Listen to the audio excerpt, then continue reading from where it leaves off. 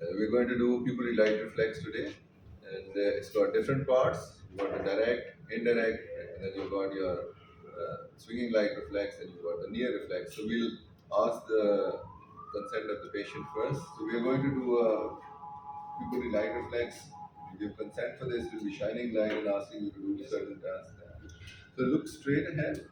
The number one thing is ask the patient to look straight ahead. This relaxes the accommodation and the pupil comes in its relaxed states, because if the patient is accommodating, the pupil will be constricted and you will not get a good pupillary light reflex.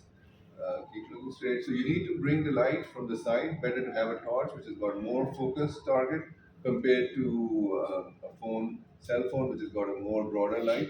So ask, keep looking straight. So we're going to bring the light from here. So you, number one, this is the direct pupillary light reflex. So you're looking at this eye, the right eye, and then you go again, and now you're looking at the other eye. To look for the consensual, it's better to just have a light coming in from below. But this, it should illuminate both the pupils so that it's equally illuminated. So you do a direct, and so this is the consensual. You're looking at the other side. So whenever you do the pupillary reflex, similarly we do a light pupillary reflex on the left side. So bring on to this side and look straight ahead. And this was the light direct light reflex. And similarly, now I do a consensual light reflex to see if there is constriction on the other side.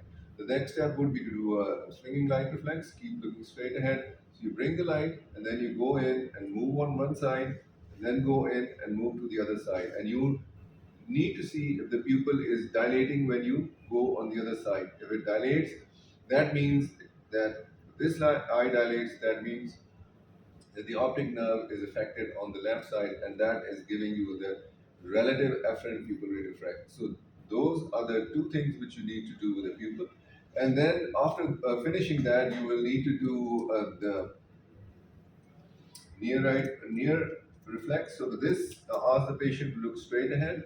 So keep looking straight, and then look towards this letters over here. Look over the letters over here. Similar, you need to ask to shine a light from below, so that will show you the constriction of the pupil when you come towards this near target. So this is there are two things: near point of accommodation, and then this is the pupillary near point of constriction of the pupil when you get this.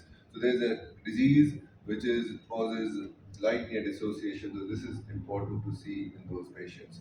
So this is basic pupillary light reflex. So the other thing is you need to have asked the examiner to let you dim the room, because you're recording. So we just have slightly more lit room. So it's better to do in a room which is darker, and then when you're doing it, a consensual reflex, you need to sort of bring the light from the lower side to illuminate the pupil. Thank you.